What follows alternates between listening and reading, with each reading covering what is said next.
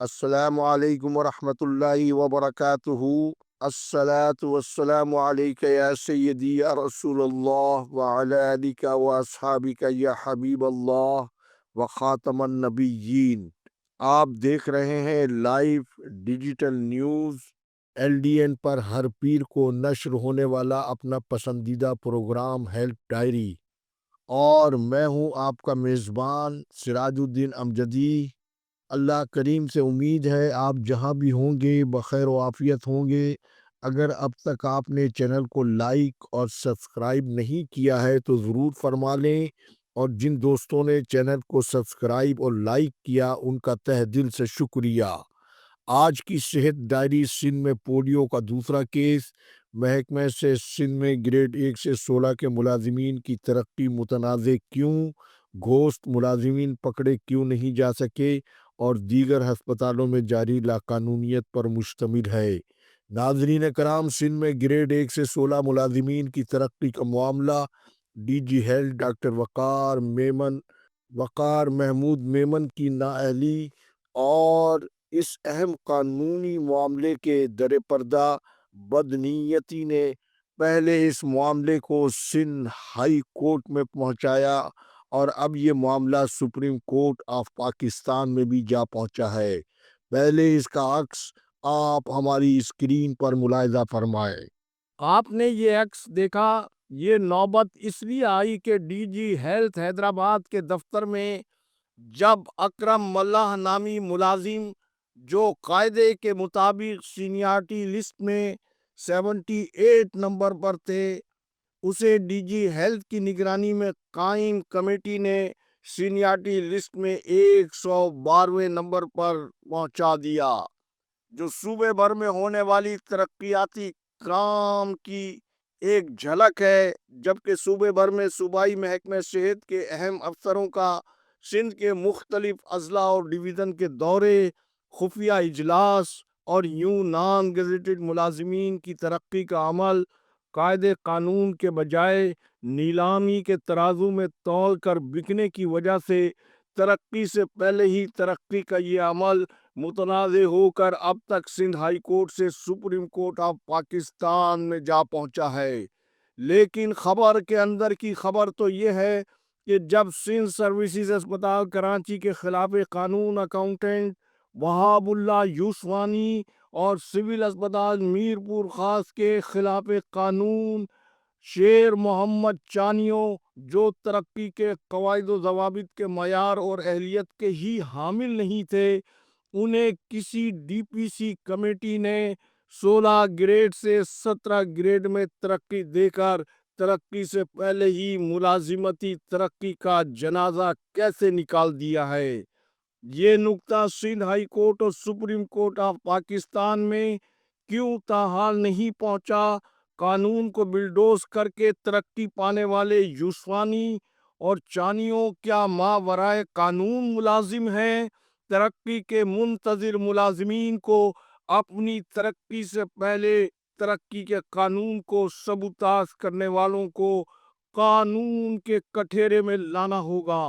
ناظرین کرام، انسداد پولیو کے حوالے سے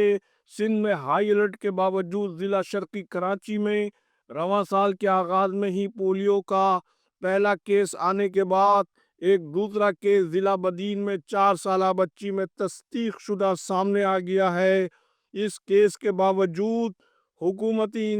انتباہ اور کسی کے خلاف تاحال تعذیبی یا انضباطی کارروائی کا نہ ہونا،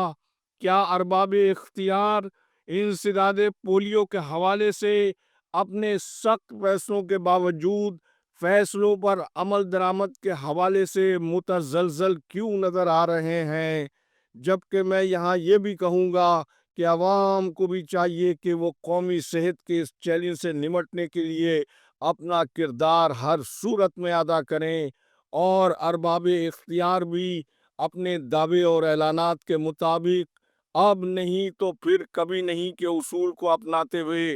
جو بھی ذمہ دار ہے اس کے خلاف تعذیبی کارروائی بھی عمل میں لائی جانی انتہائی ضروری ہے۔ ناظرین کرام، جبکہ محکمہ سے سندھ کے حوالے سے ایک اچھی خبر سندھ ڈرگ ٹیسٹنگ لیبارٹری اور سندھ ڈرگ ایڈمنسٹریشن کی مشترکہ کارروائیوں اور کاوشوں سے صوبے میں 7 ایسی دوا ساز کمپنیاں دریافت ہوئی ہیں جو نہ تو ڈرگ ریگولیٹری اتھارٹی میں رجسٹرڈ ہیں اور نہ ہی ان کا کوئی فزیکل وجود زمین پر موجود ہے، تاہم یہ دوائیں ان کی مارکیٹ میں فروخت ہو رہی ہیں۔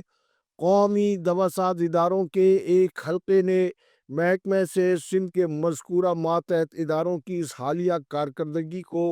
سراہتے ہوئے فوری طور پر ان بے وجود کمپنیوں کی ادویہ کو مارکیٹ سے اٹھوانے کی بھی تجویز دی ہے، بلکہ اس اہم اقدام پر ڈائریکٹر ڈرگ ٹیسٹنگ لیبارٹری سید عدنان رضوی کا نام ستارہ امتیاز دیے جانے والوں کی فہرست میں شامل کرنے کی بھی تجویز دی ہے اور کہا ہے کہ ڈائریکٹر لیبارٹری کی فعال پروفیشنل اور متحرک کردار کو تمام صوبوں کے لیے بھی یہ قابل تقلید ہے اور درخواست کی ہے کہ وہ ان کا نام ظاہر کیے بغیر ارباب اختیار کی توجہ اس جانب بھی اپنے پروگرام کے ذریعے مبذول کروائیں کہ وہ مارکیٹ سے مذکورہ 7 بے نام کمپنیوں کی تمام دوائیں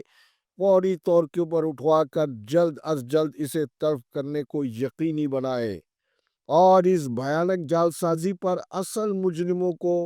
قانون کے کٹہرے میں بھی لانے کی کوشش کی جائے، جبکہ دوسری جانب محکمہ سے سندھ کے زیر اہتمام ڈویژنل ڈائریکٹرز سمیت ضلعی صحت انتظامیہ کے ماتحت اسپتالوں، maternity homes, urban health centres اور بنیادی صحت مراکز سے گھوست ملازمین کی فہرستیں فراہم کرنے کے لیے قائم کمیٹیوں سے عدم تعاون کرنے والے افسران کے خلاف سخت کارروائی کو بھی یقینی بنایا جانا چاہیے، بلکہ گھوست ملازمین کی فہرستوں میں رکاوٹیں کھڑی کرنے والے ان عناصر کے خلاف بھی محکمہ صحت سندھ کو کریک ڈاؤن کرنا چاہیے اور اس گھناؤنے عمل میں سہولت کاروں کے خلاف بھی سخت کارروائی کر کے ہی صوبے میں محفوظ مستند ادویہ کی خرید و فروخت کے کاروبار کو مستند اور معیاری سطح تک لے جایا جا سکتا ہے۔ اللہ حافظ۔ پاکستان زندہ باد، کرپشن مرد آباد، عوام و افواد پاکستان پائندہ باد۔